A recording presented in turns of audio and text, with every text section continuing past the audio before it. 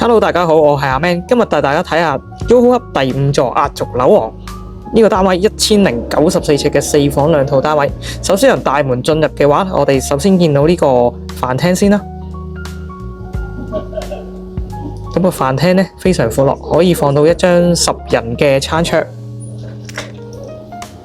咁另一邊呢就係客廳啦。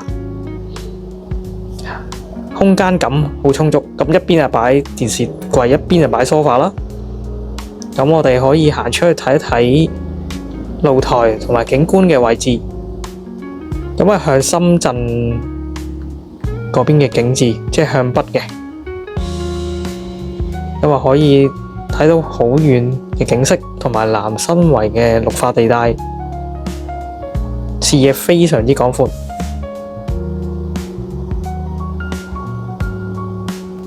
露台亦都好闊落，好開揚。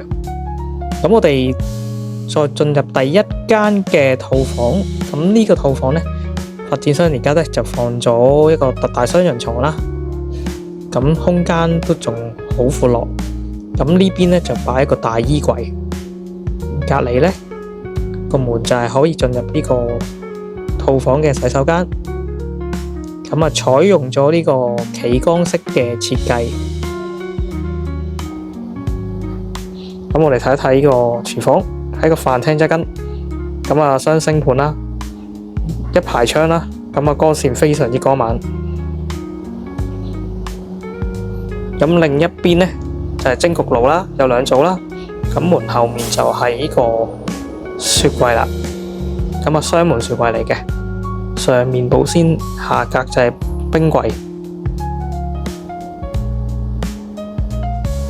咁呢邊呢有啲收納空間，垃圾桶就喺下面啦。咁啊，側跟呢度就係洗衣乾衣機，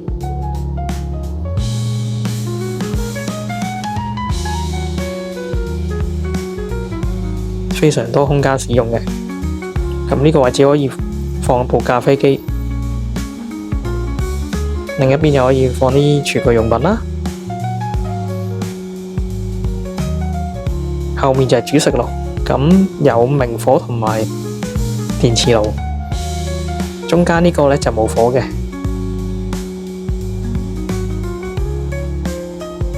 呢邊亦都有個收納空間，係有一組大嘅儲物櫥櫃。咁洗衣機隔離呢就係有個門，係一個工作平台。咁變咗洗完衫之後可以直接喺出邊晾曬。側跟就係呢個工人套廁啦。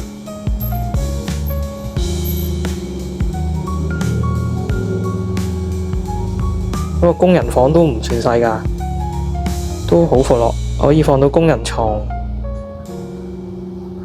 亦都可以做一個儲物房。咁我哋進入呢個房間位置啊。咁房間對面首先係一個有窗嘅客廁。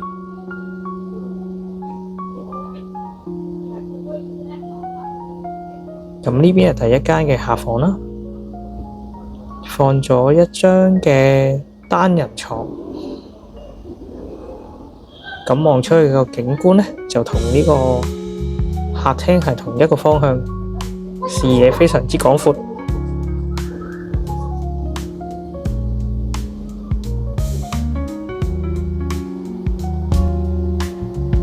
咁床側跟又可以擺到梳妝台啦，同埋衣櫃。咁我哋進入第2間客房。咁呢間客房就做咗個書房嘅佈局。咁呢喺書台望出去個景觀呢，非常之優美，亦都係一覽無遺。望住深圳嗰邊北景啦，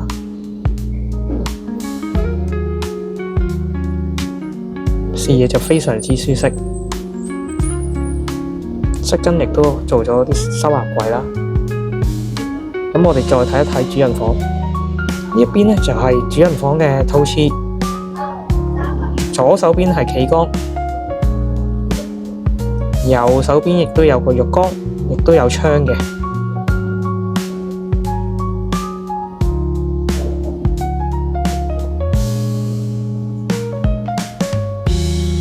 客廁同主人房嘅套廁都有窗，都幾唔錯啊！呢個單位。咁我哋再睇一睇主人房，一邊可以放大床，另一邊可以放一個特大嘅衣櫃。咁呢度可以放個化妝台啦。咁我哋再望一望外面，3個房間同埋客飯廳都係同一個向北嘅方向，可以見到好遠嘅景觀，最遠望到深圳一帶，仲有好綠化嘅南新圍景致，風景非常之優美。如果閣下對呢個單位有興趣嘅話，歡迎聯絡我睇單位。